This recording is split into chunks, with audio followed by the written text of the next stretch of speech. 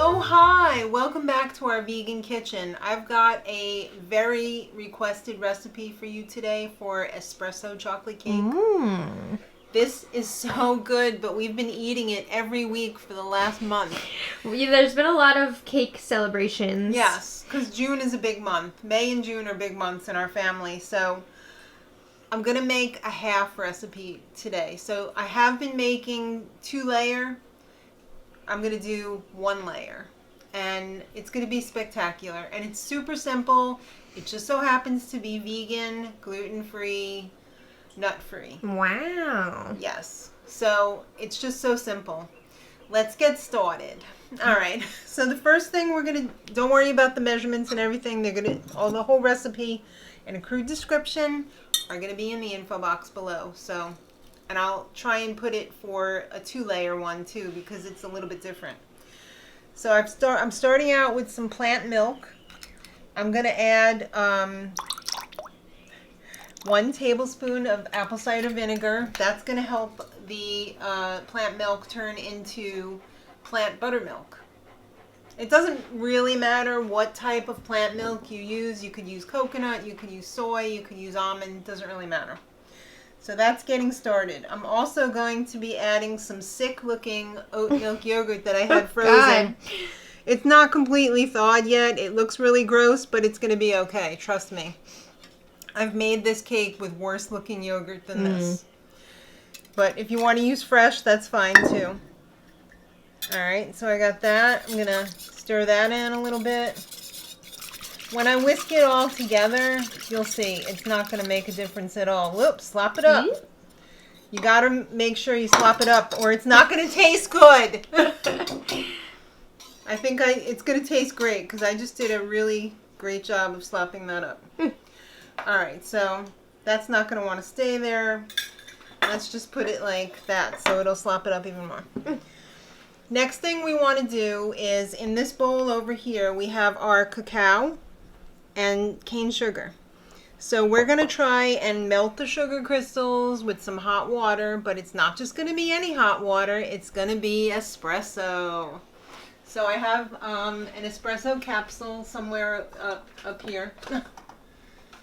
I'm going to brew some fresh espresso, 4 ounces, but if you don't have an espresso machine or you don't have espresso powder, just use a half a teaspoon to a teaspoon of instant coffee should be fine. Or if you just want to use 4 ounces of brewed strong black coffee. You don't want to have any milk in this. So I'm just going to do 4 ounces. And we're going to pour that. We're going to do a pour over. As soon as that's done brewing, we're going to take it over here. And we're going to pour it over our sugar and our cacao. And we're also going to put in a little bit of vanilla as well. I'm going to say like it's up to a tablespoon of vanilla. You can do anywhere from a teaspoon to a tablespoon depending on how much you like vanilla or don't like vanilla. And also, after we get the coffee in and get this melted a little bit, we're going to also add some unsweetened applesauce, because that's going to give it a very nice moist texture on the inside. All right, let's make sure we have 4 ounces. Come on, keep dripping. And 4 ounces. Get all your crema out, baby. Oh, this whisk is the absolute worst. I have about 10 different whisks, and this is the absolute worst. Why I picked it, I don't know. Fun. It smells good. Yes, it does. And you're not really going to be able to taste coffee flavor in it. You'd think you would be, but you're not. It's really just going to take the bitter edge off of the cacao. Because sometimes, let's face it, the raw cacao, it can be a little bit bitter. But this is going to make it nice. I could feel already that the sugar is melting. There's no more crystals in there. So that's good. We're going to let this sit like that. We're going to get our applesauce out. Yeah. I'm going to do like 1/4 of a cup. This is a 1/3 cup, so that's pretty good. Alright, we're going to give it another mix. And then, after this, it's basically a dump. We're going to put our milk and yogurt in here. Ooh, you're really cutting it close in that bowl. I sure am, because I love to slop it up, baby.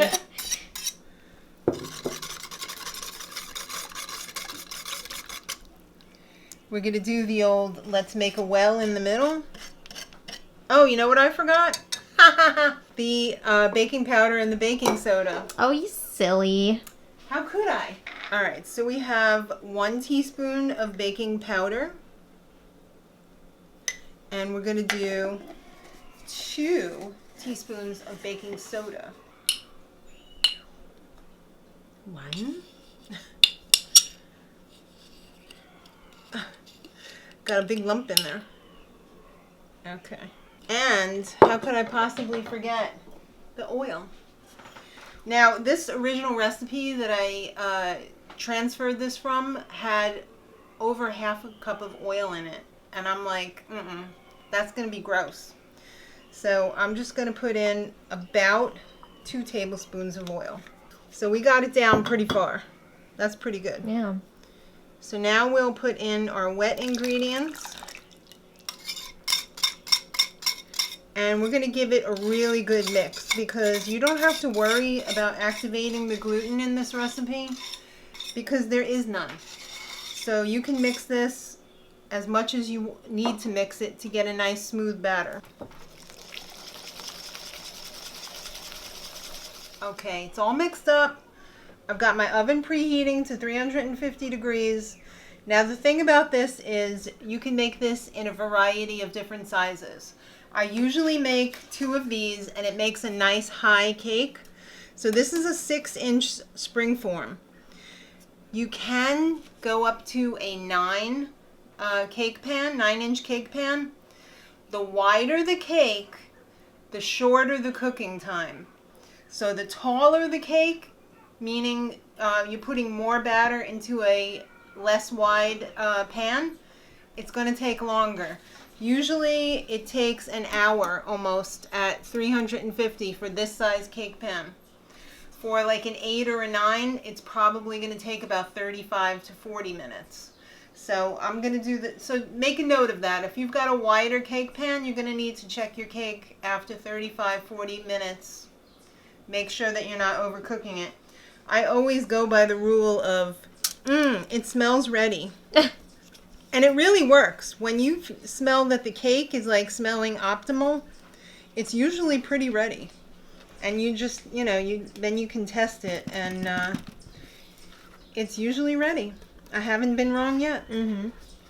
I'll show you a couple other tips and tricks for when it's time to check the cake, when it's time to check the cake. And you'll see what I mean. I wish you had smell-o-vision though so you could smell when it was ready.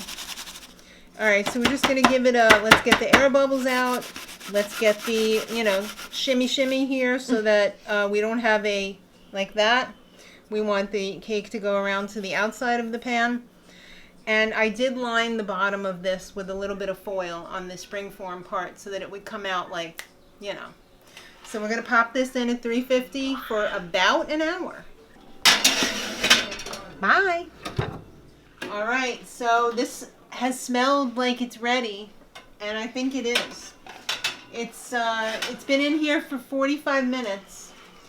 And if it's not ready, you're going to see like a lot of wrinkling up here, but if you just touch it very lightly, you could feel it's pretty firm. Actually, now that I'm feeling this, maybe just 1 to 2 more minutes. And then we're going to take it out. So this took about 46 minutes. Usually it'll take an hour when I'm doing 2 layers together because it probably sucks up more of the heat. So I'm just going to take that out in a minute, but I'm going to make a quick frosting for this. There's a few different ways to do this. I'm going to do the simple way today. So I'm going to start off and I'm going to get some vegan butter. Alright, so I have some vegan margarine here. Usually I never measure this. I just usually wing it for the most part. I'm going to say this is probably a little bit less than 1/4 of a cup. And then we're also going to need some vanilla. We're going to need some of the 10x powdered sugar. We're going to need some powdered cacao. And I'm going to get a little bit of oat milk to mix it. So while the butter is softening, I'm going to add about 1/4 cup of cacao powder. It actually might be just slightly less. So pretty much the same amount of butter as cacao powder. This is still a little bit hard. Obviously you want it to soften up a little bit so that it's easier to mix, and you actually don't want to frost a cake that's warm. It has to be cooled completely, and chilled would be even better. So I'm going to take this one out of the oven now. And I'm going to let it air out over here for at least a half an hour before I even think about taking it out of the pan. Once the pan is cool enough to touch after about half an hour, I'm going to pop the ring on it and I'm going to let it cool off even more to room temperature, and then I'm going to stick it in the fridge. And the icing can stay out because you don't want to put it in the fridge and get it hard, because it's going to ruin the cake when you go to put it on. You want the icing to be room temperature when it's going on the cake. And then after you ice it, you can pop it in the fridge and it will harden up around the cake. So let me get, well, let's throw a little vanilla in here, and then so this is going to be like a tablespoon of vanilla. I'm going to put, I would say, approximately 1 cup of the 10x powdered sugar. Make sure you measure it carefully like I am. Whoa! Whoa. Okay, so now we're going to put some back in the jar. This Whoops. recipe is like very forgiving though, so you just add a little bit more of the other stuff if you dump too much of the sugar in there like I did. But Lady, you are making a mess. I sure am. Lucky me. Alright, so that's good. And I'm just going to grab some milk. Actually, I'm going to try and mash this up as much as possible before I add the milk. Again, the smallest bowl possible for the job. Of course. Alright, I'm just going to add in a little splash of milk. Less is more, because you can always add a little bit more, but if you go too far, you're going to have to add a lot more sugar. So I'm just going to keep working this until all of the milk gets absorbed, and if it's still too dry, I'm just going to add a couple more drops, keep working it until it will amazingly turn into a chocolate frosting. You can kind of see it's turning into a frosting already here, so the deed has been done. I've turned these simple ingredients into a decadent chocolate frosting. So just keep going. I don't even think I'm going to need any more milk. Yeah, it's looking good. Yeah. Obviously, if you have a hand mixer, that would make life a lot easier, but I'm super lazy and I don't want to have to wash it. So, I mean, you could get away with a rice paddle. I mean, that's pretty beautiful right there. Mm-hmm. Pretty lovely. So we'll just set this aside until the cake is ready to ice, and we're going to have a nice dessert tonight. Oh, hi, we're back. And here's the finished product. Ooh. I iced it after it cooled off completely, and I let it sit in the fridge for an hour and a half, 2 hours. Mm-hmm. And now we're ready to cut into it. It looks beautiful. Why, thank you. We were just talking to my mother about it on the phone, and she said, oh, that's a good one. Granny loves this cake. Yes. Granny approved. Cuts like a dream. Ooh. Don't dump it, daughter. Yeah, no dumpies. Okay. Beautiful. There we go. Shall we just like... No! We should not. All right. Well, Maddie's going to taste that. Okay. That is just beautiful. Yes. Ooh. See what Maddie thinks. I mean, she's been eating it all month. Yeah. Looks so dark and lovely. Mm. So I totally wore like a cute outfit today, and then I forgot that we still had to film this taste test, so I already changed into my pajamas, but It's fine. Okay. So let's get it taste. I'm gonna taste a little with Taste it. and without the icing. So first Okay. without. All right. Just the cake. Just the cake, thanks. Yeah. Moist, right? It's so moist for gluten-free. You wouldn't think there was nasty yogurt in there, would you? I wouldn't. That's really delicious. Yeah, Okay, that's the thank thing you. that strikes me the most about this cake. I would not think it's vegan and gluten-free. Right? Mm-hmm. I served this to, unbeknownst to my family, and they couldn't loved it. tell. They couldn't tell. Okay, now some with the icing. Delicious. All right. Very chocolatey. Would you think that there was coffee in there? Because you're not a big coffee. I'm not a big coffee drinker. And it's not an overwhelming coffee taste at all. Right. It just really, its job is to round out the cacao. Yeah. And it does. It's delicious. All right. That icing, too, you did something special today with that. Oh, thank It came out you. really good. We're going to have our dessert now, actually, so this is perfect timing. Yes. But I want to thank you all so much for watching. Leave a comment. Subscribe if you're not already subscribed. Let us know if you give this a try. Give it a try. You're not going to hate it. No, you're going to love it. You're going to love it. So, thank you again all so much for watching. And until next time, much love.